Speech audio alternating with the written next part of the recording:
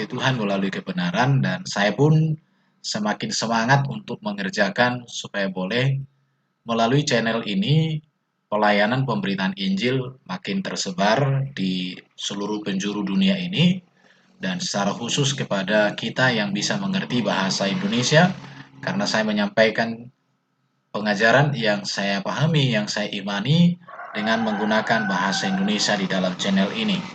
Puji nama Tuhan. Bapak Ibu yang dikasihi Tuhan, saya awali dari arti kata baptisan. Apa arti kata baptisan itu?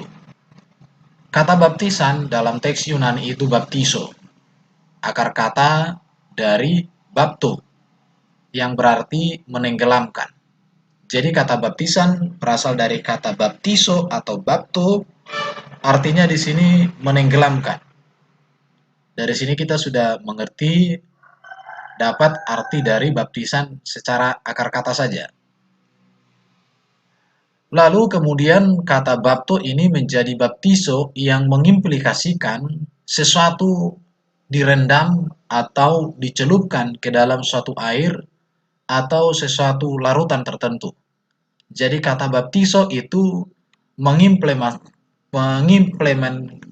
mengimplikasikan sesuatu direndam atau dicelupkan ke dalam suatu air atau suatu larutan tertentu.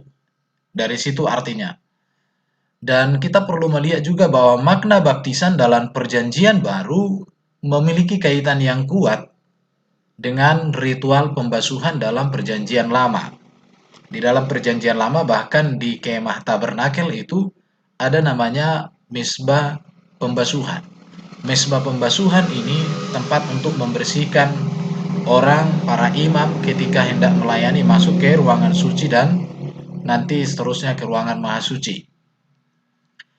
Baptisan dalam zaman Musa ini merupakan sebuah ritual membasuh atau membersihkan atau mencuci ketika imam masuk ke dalam kemah pertemuan atau tabernakel. Bapak Ibu dapat membaca di dalam Keluaran 30 ayat 17 sampai 21, Imamat pasal 11 ayat 25, dan pasal 15 ayat 8, pasal 17 ayat 15, dan Bilangan 31. Kalau kita melihat di dalam Alkitab, para imam yang masuk ke dalam kemah suci atau ke tabernakel itu harus mengadakan pembasuhan, dan inilah menjadi dasar dari baptisan di dalam kekristenan. Bapak Ibu yang dikasihi Tuhan, pada zaman perjanjian baru, baptisan tidak hanya sebagai ritual seperti pada zaman Musa. Mengapa bisa demikian? Sebab Yohanes Pembaptis yang pertama kali di dalam zaman perjanjian baru menyerukan tentang baptisan, memberikan makna yang baru tentang baptisan ini, yaitu pertobatan. Pertobatan di sini artinya ada perubahan mendasar dari setiap orang percaya. Pertobatan di sini menjadi dasar dari kehidupan setiap orang yang mau datang kepada Tuhan dan kemudian dibaptiskan.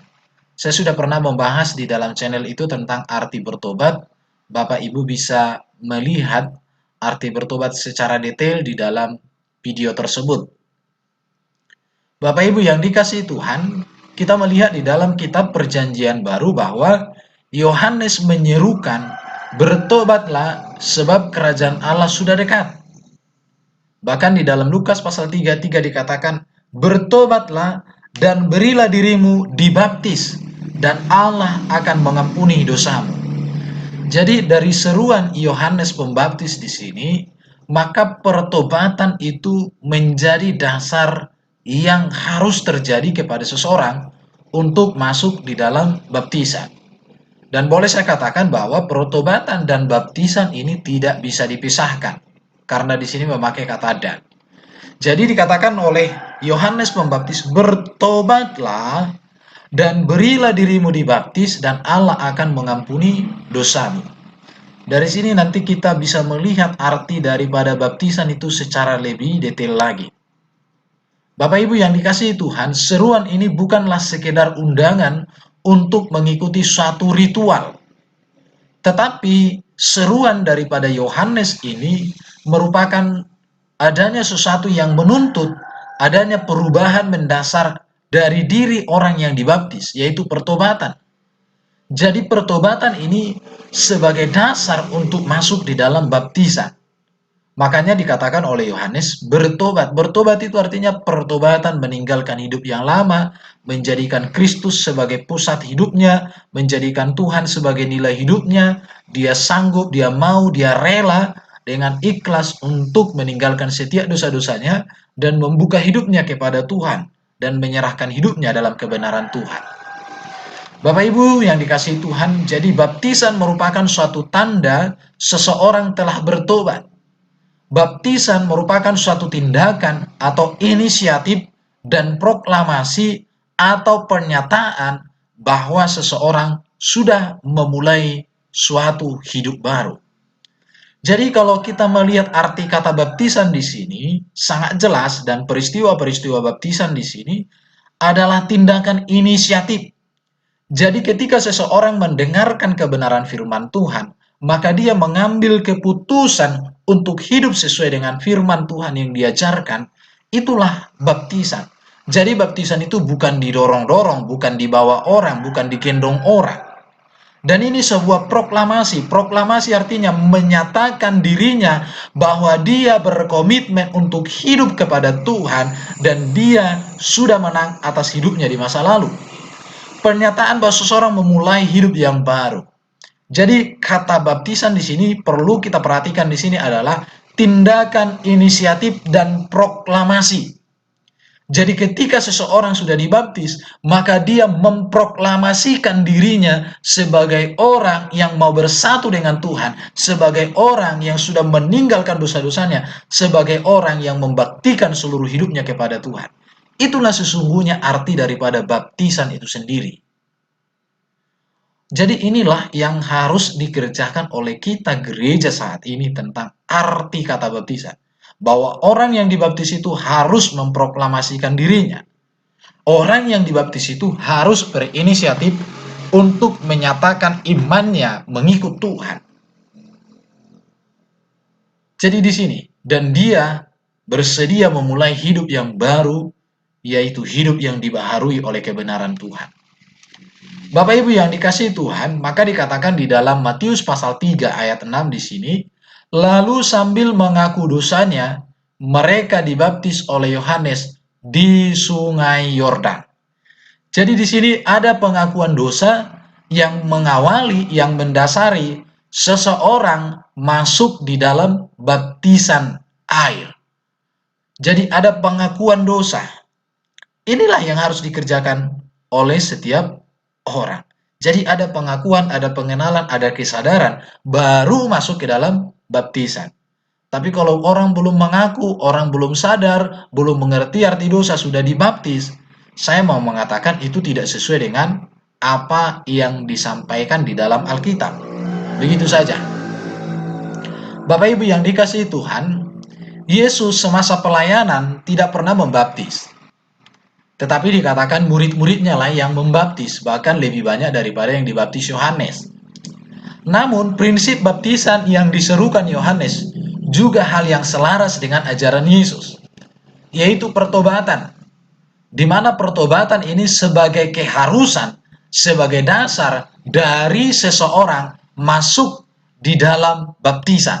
Di situ yang harus ditegaskan.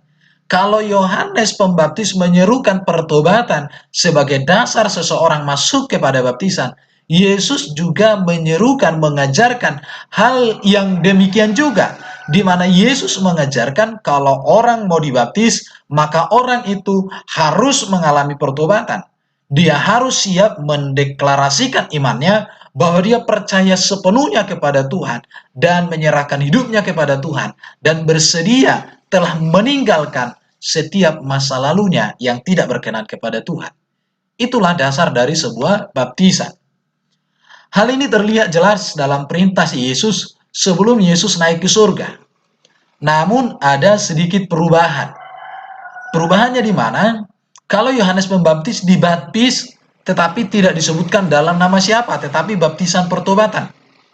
Namun setelah Yesus hendak naik ke surga, dia memberikan pesan supaya orang dibaptis, tetapi di sini dikatakan dibaptis dalam nama Bapa, Anak, dan Roh Kudus. Anak di sini menunjuk kepada firman yang menjadi manusia, itulah Yesus sendiri, dan Roh Kudus adalah Roh Allah sendiri yang datang ke dunia ini setelah Yesus naik ke surga, diberikan kepada setiap orang percaya.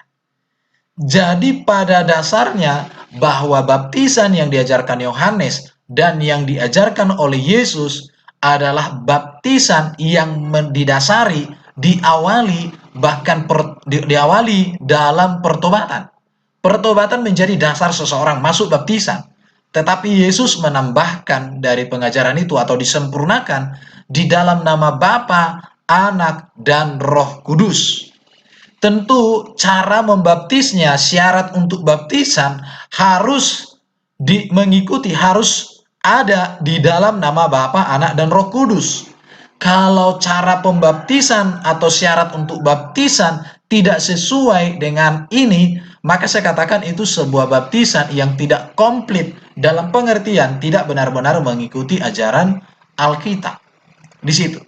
Namun Yesus menambahkan dalam nama Bapa, Anak, dan Roh Kudus. Mari kita lihat di dalam Matius 28 ayat 19-20. Karena itu, pergilah, jadikanlah semua bangsa muridku. Baptislah mereka dalam nama Bapa, Anak, dan Roh Kudus.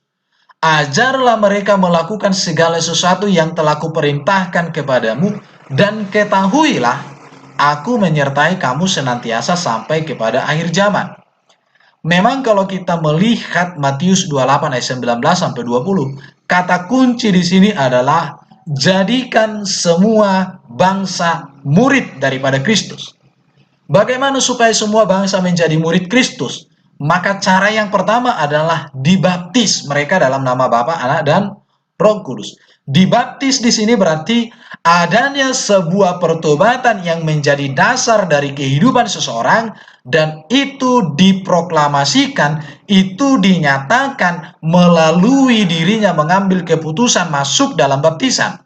Dan setelah selesai baptisan, maka dikatakan, ajarlah mereka melakukan segala sesuatu yang telah kuperintahkan kepadamu.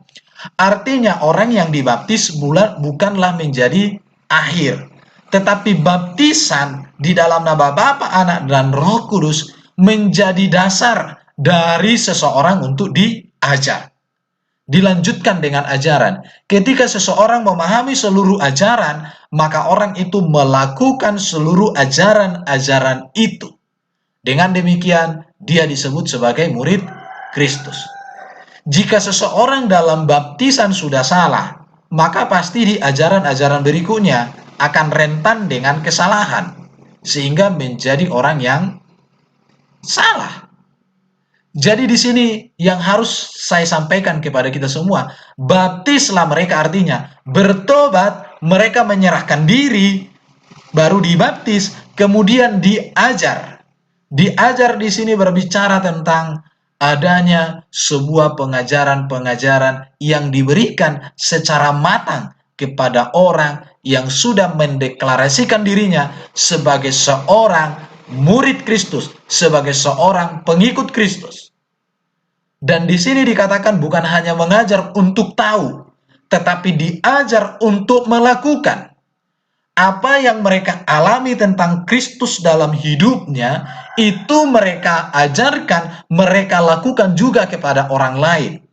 Jadi di sini saya katakan ada bentuk daripada sebuah multiplikasi pelayanan gereja yang sehat.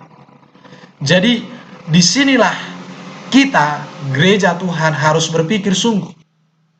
Pergilah jadikan semua bangsa muridku. Jadi pergi jadikan semua bangsa murid, di dasarnya di dalamnya ada baptisan yang di dalamnya ada pertobatan, dan diajar dengan pengajaran-pengajaran yang sudah diberikan oleh Yesus. Dan tentu ajaran Yesus hanya ada di dalam Alkitab. Dan dikatakan juga di dalam Markus pasal 16 ayat 15-16 dikatakan oleh Yesus, pergilah ke seluruh dunia, beritakanlah Injil kepada segala makhluk. Siapa yang percaya dan dibaptis akan diselamatkan, tetapi siapa yang tidak percaya akan dihukum.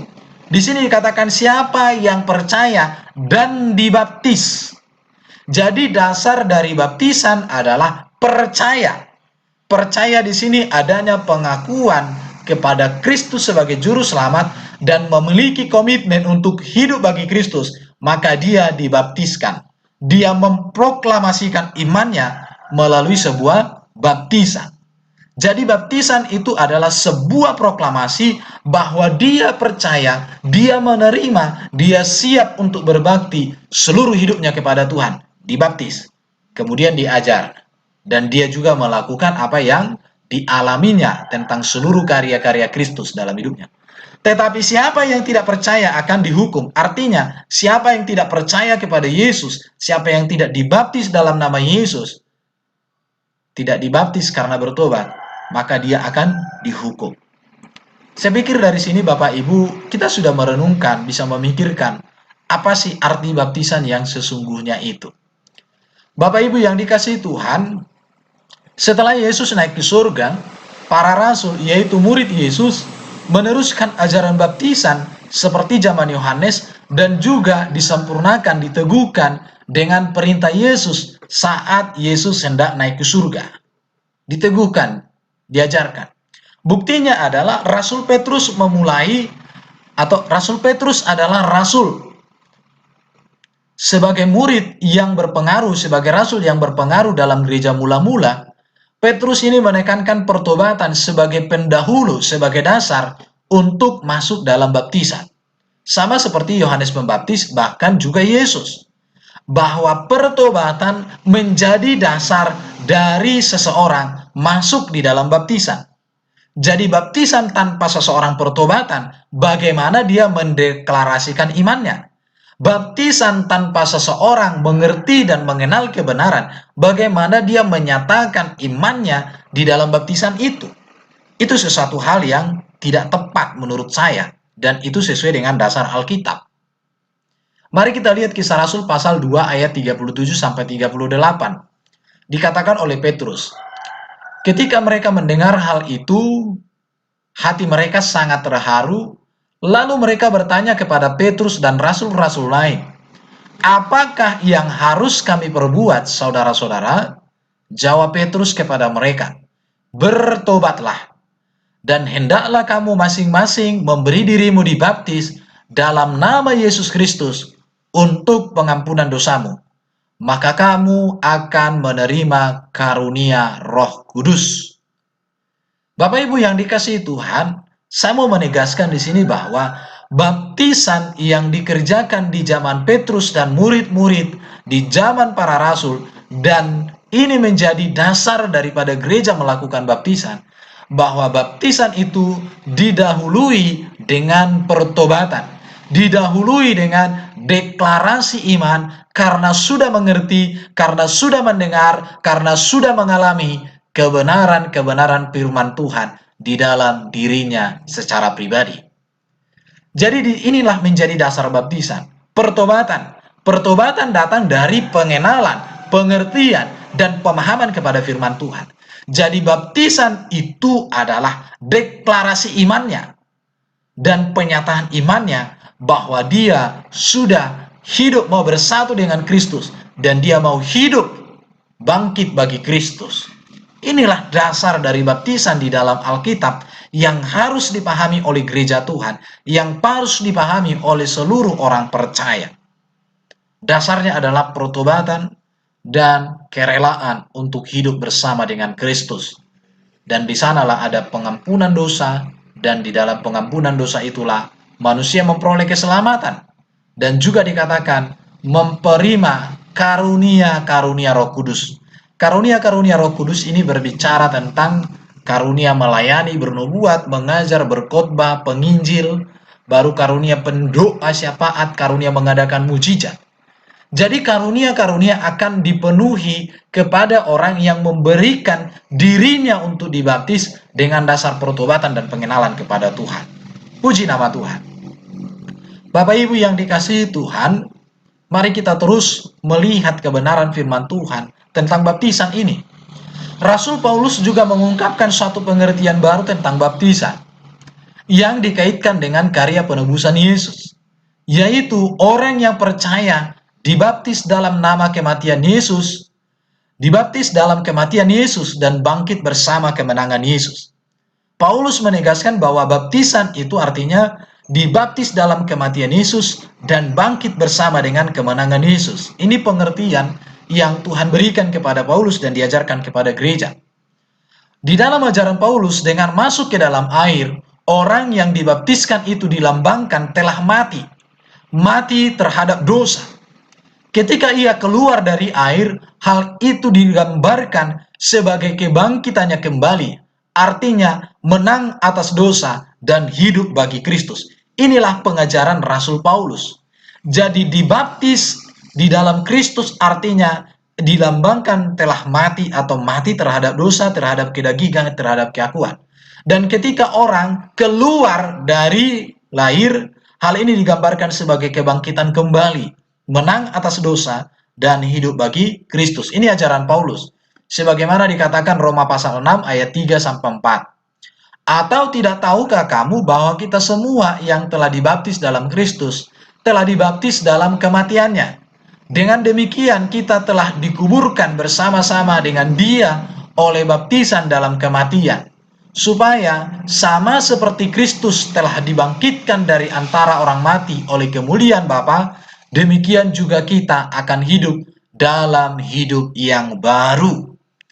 Jadi baptisan yang diajarkan oleh Paulus dan ini berasal dari Tuhan, ini sesuatu hal yang sangat luar biasa. Di mana di sini dikatakan kita bersatu dengan kematian Kristus, artinya kita mati terhadap dosa kita, dan kita bangkit bersama Kristus, artinya kita hidup bagi Kristus. Bapak Ibu yang dikasihi Tuhan, mari kita melihat sebuah pengajaran yang luar biasa yang disampaikan Paulus tentang baptisan. Mati bersama Kristus memiliki arti yang lebih dalam dari sekedar pertobatan. Mati bersama Kristus artinya penyerahan total kepada kehendak Allah. Komitmen yang sungguh untuk setia kepada Tuhan seumur hidup dan melakukan seluruh kehendak Tuhan. Itulah yang diajarkan oleh Paulus tentang baptisan. Jadi bukan hanya sekedar pertobatan meninggalkan hidup yang lama, tetapi hidup yang baru dan melakukan karya-karya Kristus di dalam hidupnya untuk orang lain. Itulah yang dikatakan oleh Paulus tentang baptisan. Jadi mati, baptisan di dalam ajaran Paulus ini adalah mati bagi dirinya sendiri dan hidup bagi Tuhan. Dan itulah yang dikatakan oleh Paulus di dalam Filipi pasal 2 ayat 7-11 dan Filipi pasal 1 ayat 20-22. Bahwa dia ingin mengalami kematian dan kebangkitan Kristus di dalam hidupnya. Sehingga dia mengatakan hidup adalah Kristus, mati adalah keuntungan. Bahkan dia mengarahkan hidupnya seutuhnya kepada kemuliaan Kristus. Dan orang yang sudah mengalami baptisan yang benar, dia harus berpikir, dia harus beriman, dia harus bertindak seperti yang diajarkan oleh Yohanes Pembaptis, seperti yang diajarkan oleh Yesus Kristus, seperti yang diajarkan oleh Rasul Petrus, seperti yang diajarkan oleh Rasul Paulus. Seperti itulah makna baptisan di dalam ajaran gereja Tuhan yang sesungguhnya. Bapak Ibu yang dikasihi Tuhan, mari kita merenungkan. Selama ini kita seringkali mendapatkan asupan ajaran yang berdasarkan kepada tafsiran manusia, kepada data yang tidak ada di dalam Alkitab. Sekarang mari kita menjadikan data Alkitab itu sebagai acuan, bukan penafsiran manusia sebagai acuan. Artinya begini, kita boleh menafsirkan ajaran Alkitab, tetapi bukan tafsiran kita itu kalau sudah bertentangan dengan ayat Alkitab, kalau itu sudah mengaburkan kebenaran Alkitab, saya katakan penafsiran kita itu sudah gugur, dan itu tidak layak lagi dikatakan sebagai tafsiran yang benar. Oleh karena itu Bapak Ibu yang dikasihi Tuhan, mari kita melihat apa sih ajaran baptisan di dalam Alkitab ini? Inilah yang benar. Kalau ini yang benar berarti di luar daripada kebenaran ini artinya itu salah. Dan itu harus diperbaiki, harus dirubah. Di situ dia. Bapak Ibu yang dikasihi Tuhan, saya mau katakan kepada kita bahwa dari penjelasan-penjelasan inilah, dari sinilah jelas bahwa baptisan bukan hasil penemuan manusia. Saya mau mengatakan bahwa baptisan itu bukan ajaran manusia, bukan penemuan manusia. melainkan itu penetapan Tuhan sendiri. Tuhan Allah berkenan menghubungkan baptisan dengan kematian Yesus yang mendatangkan keselamatan, atau berkenan menghubungkan dengan perjanjiannya yang telah diperbaharui di dalam Kristus. Jadi baptisan itu sudah dihubungkan dengan keselamatan, karena di dalam baptisan ada pertobatan dan dilanjutkan kepada pengajaran. Ini sebuah rangkaian pembinaan kerohanian orang percaya yang harus dikerjakan dengan betul-betul, dengan benar, sesuai dengan arahan Yesus, sesuai dengan arahan para rasul murid-muridnya. Itu yang sangat luar biasa. Oleh karena itu, baptisan tidak boleh dipisahkan dari karya penyelamatan Kristus. Sebab Kristus adalah pemenuhan baptisan yang merupakan tanda karya penyelamatan yang mendamaikan Allah dengan manusia, yang mendamaikan kita dengan Allah. Di dalam karya Kristuslah kita mengenal Allah yang benar. Di dalam karya Kristuslah dosa kita dipulihkan, diampuni. Di dalam karya Kristuslah kita dibenarkan. Dan Kristus menekankan baptisan yang didasarkan kepada pertobatan dan harus dilanjutkan dengan pengajaran-pengajaran kebenaran-kebenarannya. Maka gereja Tuhan harus melakukan seperti yang diajarkan oleh Yesus ini. Puji Tuhan. Baptisan merupakan peristiwa agung di mana kita diikut sertakan dalam kematian Yesus Kristus dan ikut mengalami kebangkitan di dalam kebangkitan Kristus serta dimuliakan bersama dengan Kristus. Jadi baptisan merupakan peristiwa agung. Jangan kita menjadikan baptisan ini hanya sebuah seremonial. Baptisan ini sesuatu hal yang memiliki makna besar, memiliki pesan yang sangat penting dalam iman Kristen. Maka saya katakan baptisan harus benar-benar dikerjakan oleh gereja. Dan jangan sembarangan membaptis. Baptisan harus diberikan kepada orang yang sudah mengenal Kristus melalui pengajaran, melalui pemberitaan Injil, dan dia siap untuk masuk dalam satu komitmen untuk hidup bagi Kristus dan mati terhadap dosa-dosanya sendiri. Inilah menjadi dasar daripada kekristenan. Saya mau katakan kekristenan menjadi rapuh karena baptisan ini dipandang hanya sebuah seremonial, atau baptisan ini dilakukan dengan cara yang salah. Kalau orang Kristen dibaptis sesuai dengan makna baptisan yang tertulis di dalam Alkitab, saya katakan gereja akan melahirkan umat-umat yang benar-benar teguh, umat-umat yang benar-benar mengenal Kristus, berbakti kepada Kristus. Oleh karena itu, para hamba-hamba Tuhan harus mengajarkan makna baptisan ini secara tepat, dan maknanya harus secara tepat juga, dan caranya juga harus tepat. Maka di sana kita akan melihat sebuah karya Tuhan yang ajaib, memakai gereja Tuhan menjadi terang di dunia ini. Saya mau katakan bahwa dibaptiskan berarti mendapat bagian dalam hidup, kematian, dan kebangkitan Kristus. Artinya dibaptiskan berarti kita mendapat bagian di dalam hidup Kristus, di dalam kematian Kristus, di dalam kebangkitan Kristus dan kemuliaan Kristus. Baptisan ini menandai dan memeteraikan bahwa orang yang sudah dibaptis telah mati dalam dosa-dosanya bersama dengan kematian Kristus, dan dia hidup bagi Kristus. Ini sangat jelas. Jadi dengan kematian dan kebangkitan Kristus, orang Kristen telah dibenamkan dan dibebaskan dari dosa. Di dalam kematian itu dosa manusia dikubur, di mana Adam yang lama disalibkan bersama Kristus, dan kuasa dosa serta kuasa maut dipatahkan sehingga hilanglah kuasa dosa dan maut itu. Maka orang yang masuk dalam baptisan dengan sungguh-sungguh, dosa tidak berkuasa lagi atas hidupnya. Orang yang masuk dalam baptisan dengan sungguh-sungguh, maut tidak berkuasa lagi atas hidupnya. Tetapi yang ada adalah hidup kekal, kemuliaan Kristus, kemenangan Kristus akan terjadi kepada hidupnya. Dia bisa jatuh dalam dosa, tetapi kuasa itu akan membuat dia bangkit dari dosa itu. Tetapi orang yang benar-benar hidup dalam Kristus, saya percaya dia akan berkemenangan atas dosa, atas keegoisan dirinya, atas kehidupannya yang tidak berkenan kepada Tuhan. Dengan demikian, orang-orang yang sudah dibaptis tidak lagi hidup sebagai hamba dosa, tetapi menjadi manusia yang merdeka, yang bebas oleh karena kuasa Kristus yang membebaskan segala kuk yang mengikat, yang menimpa, dan yang membelenggu kehidupan dirinya. Inilah ajaran baptisan yang ditekankan oleh Alkitab. Bahwa baptisan itu bukan sesuatu barang mainan. Bukan sesuatu hal yang bisa diselewengkan. Karena ini memiliki peran yang sangat penting di dalam pertumbuhan rohani. Dan ini diajarkan, ditekankan oleh Yesus Kristus. Bapak Ibu yang dikasihi Tuhan, saya mau sampaikan, tujuan dari baptisan sendiri adalah bukan untuk keselamatan. Bukan berarti kalau dibaptis orang selamat. Karena Yesus juga mengatakan orang yang dibaptis harus diajar lagi untuk melakukan segala sesuatu. Akan tetapi penyucian hidup dan tanda dari orang tersebut sebagai pengikut Kristus. Deklarasi iman.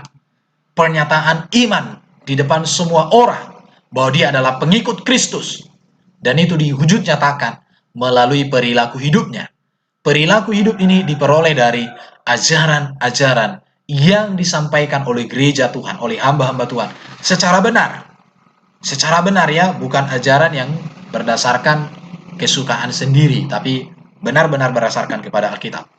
Mengapa saya katakan baptisan bukan untuk keselamatan? Bukan menentukan orang selamat, artinya baptisan di sini bukan untuk keselamatan dalam pengertian begini ya. Bukan berarti kalau begitu nggak usah dibaptis, jangan. Baptisan bukan untuk keselamatan, artinya di sini bukan hanya keselamatan. Contoh kasusnya, salah seorang penjahat di samping Yesus, ia diselamatkan karena anugerah Allah tanpa melalui proses baptisan. Kata Yesus kepada penjahat yang salah satu orang di sampingnya itu, "Aku berkata kepadamu, sesungguhnya hari ini juga engkau akan ada bersama-sama dengan aku di dalam Firdaus." Jadi dari sini kita mengatakan bahwa ada orang yang tidak dibaptis selamat. Tetapi jangan kita mengatakan kalau begitu berarti saya tidak usah dibaptis. Ingat, orang yang disalib ini tidak dibaptis lagi karena memang dia sudah disalib. Tidak mungkin turun. Dan Yesus pun waktu itu sudah disalib juga. Dan ini sudah di detik-detik akhir hidupnya.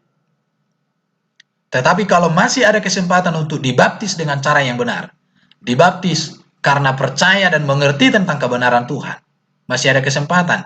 Jangan membuang kesempatan. Karena itu sama dengan meremehkan ajaran Yesus. Tetapi kalau memang tidak sempat lagi, ya tidak masalah. Ini di dalam Lukas 23:34. Bapak Ibu yang dikasihi Tuhan, baptisan itu adalah pekerjaan yang kudus. Sebab Tuhan Yesus sendirilah yang memerintahkannya, serta di dalamnya terkandung janji Allah, yaitu kasih-Nya. Bahkan di dalamnya ada kuasa, keselamatan, dan kasih karunia. Itu sangat jelas. Baptisan menjadikan orang Kristen partisipan dari rahasia kematian dan kebangkitan Kristus. Dan ini mencakup pengakuan dosa dan pertobatan hati. Baptisan ini mempersatukan setiap orang percaya kepada Tuhan Yesus Kristus.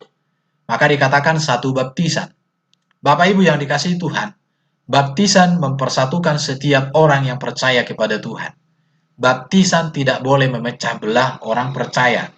Mengapa gereja karena baptisan justru terpecah? Karena gereja salah memahami makna baptisan. Karena banyak orang dibaptis dengan cara yang salah. Makanya gereja justru terpecah karena topik baptisan.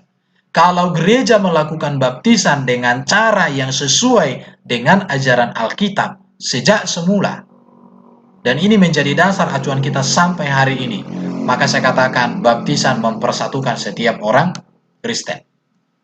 Bapak Ibu yang dikasihi Tuhan, baptisan memasukkan orang ke dalam perjanjian Allah yang telah diperbaharui dan dipenuhi oleh Kristus, oleh kuasa Roh Kudus dalam kehidupannya. Inilah pengertian baptisan yang bisa saya jelaskan dari hasil saya mempelajari Alkitab. Kiranya pengajaran ini bisa menjadi berkat bagi Bapak Ibu semua, dan hal ini meneguhkan, menguatkan iman kita. Jika Bapak Ibu hendak menyampaikan masukan, kritikan, atau sebuah pertanyaan atau pandangan baru, silakan berkomentar di kolom komentar. Kita bisa diskusi dengan indah, dengan baik, berdasarkan untuk memperdalam ajaran-ajaran Tuhan kita, Tuhan Allah Bapa kita yang sudah datang memberikan Yesus sebagai jalan keselamatan kita. Terpujilah Bapa selama-lamanya. Saya ucapkan shalom.